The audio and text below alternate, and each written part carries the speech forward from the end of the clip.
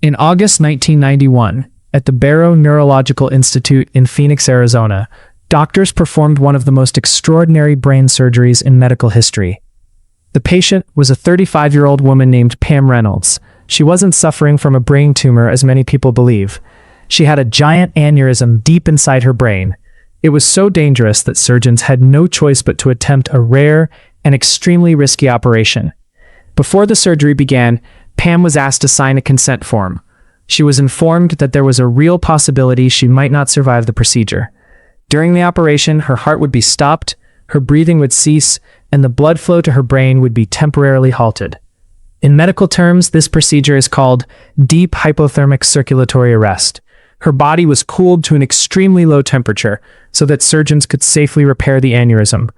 To monitor her brain activity, doctors placed special devices in her ears that emitted loud clicking sounds. Her eyes were taped shut.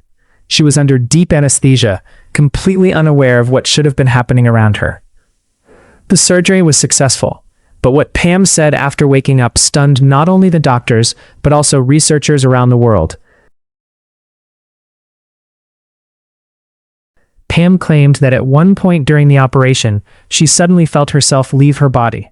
She said she was floating near the ceiling of the operating room, looking down at the surgeons working on her. She described seeing a strange surgical instrument that looked, in her words, like an electric toothbrush. Later, it was confirmed that the bone saw used to open her skull closely matched her description.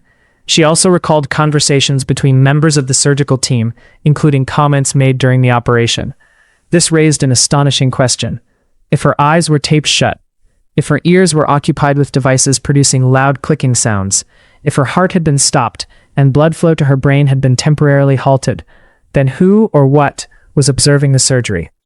Supporters of near-death experiences believe Pam Reynolds' case is powerful evidence that human consciousness can exist independently of the brain. They argue that her experience suggests the soul continues to exist even when the body appears lifeless. However, many neuroscientists disagree. They argue that some of Pam's memories may have formed before complete circulatory arrest, or during moments when anesthesia was becoming lighter. Others believe the brain can create vivid experiences during extreme physiological stress. To this day, no scientific explanation has been universally accepted. More than 30 years later, the Pam Reynolds case remains one of the most debated medical mysteries in history. Was it the brain's final attempt to make sense of an impossible situation?